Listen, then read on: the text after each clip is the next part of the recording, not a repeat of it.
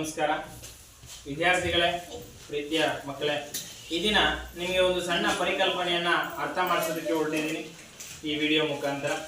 ನಾನು ನಿಮ್ಮ ಕೆ ಮಕ್ಕಳೇ, ಹಗಲು ರಾತ್ರಿ ಹೇಗೆ ಉಂಟಾಗುತ್ತೆ ಅನ್ನೋ ಒಂದು ಪರಿಕಲ್ಪನೆ.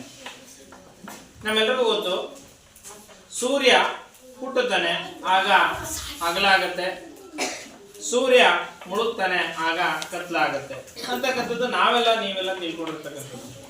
ವೈಜ್ಞಾನಿಕವಾಗಿ ಯೋಚನೆ ಮಾಡಿದಾಗ ಸೂರ್ಯ ಹೇಗೆ ಹುಟ್ಟುತ್ತಾನೆ, ಸೂರ್ಯ ಹೇಗೆ ಮುಳುಗ್ತಾನೆ, ಹಗಲು ರಾತ್ರಿಗಳು ಹೇಗೆ ಉಂಟಾಗ್ತವೆ, ಇಂಥ ಅನೇಕ ಪ್ರಶ್ನೆಗಳು ನಮ್ಮಲ್ಲಿ ಮೂಡ್ತಕ್ಕಂಥದ್ದು ಸಹಜ. ಮಕ್ಕಳೇ, ನಮ್ಮೆಲ್ಲರಿಗೂ ಗೊತ್ತು, ಸೌರವ್ಯೂಹ ಇದೆ.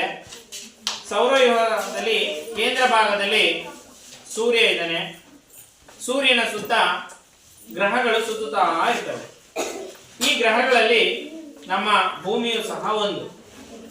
ಭೂಮಿ ತನ್ನ ಸುತ್ತ ಸುತ್ತಕೊಂಡು ಸೂರ್ಯನ ಸುತ್ತಲೂ ಸಹ ಸುತ್ತುತ್ತೆ. ಮಕ್ಕಳೇ, ಈ ಪ್ರಯೋಗವನ್ನು ಗಮನಿಸಿ ಮಕ್ಕಳೇ, ತುಂಬಾ ಸೂಕ್ಷ್ಮವಾಗಿ. ಇಲ್ಲಿ ಲೈಟ್ ಆನ್ ಆಗಿದೆ. ಈ ಲೈಟ್ ಆನ್ ಆಗಿರ್ತಕ್ಕಂಥದ್ದು ಸೂರ್ಯ. ನೋಡಿ ಮಕ್ಕಳೇ, ಗಮನಿಸಿ, ಇಲ್ಲಿ ಭೂಮಿ ಇದೆ. ಸೂರ್ಯನ ಕಿರಣಗಳು ಭೂಮಿಯ ಯಾವ ಭಾಗಕ್ಕೆ ಬೀಳ್ತಾ ಇದ್ದಾವೆ ಅಲ್ಲಿ ಬೆಳಕಾಗಿದೆ, ಯಾವ ಭಾಗಕ್ಕೆ ಬೀಳ್ತಾ ಇಲ್ಲ ಅಲ್ಲಿ ಕತ್ತಲಾಗಿದೆ.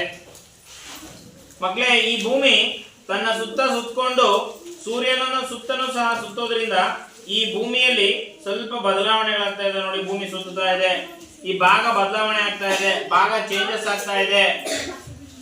ಕೆಲವು ಭಾಗಕ್ಕೆ ಕತ್ಲು ಆವರಿಸಿದ್ರೆ ಕೆಲವು ಭಾಗಕ್ಕೆ ಬೆಳಕು ಬರುತ್ತೆ. ಹೀಗೆ ಹಗಲು ರಾತ್ರಿಗಳು ಉಂಟಾಗುತ್ತೆ.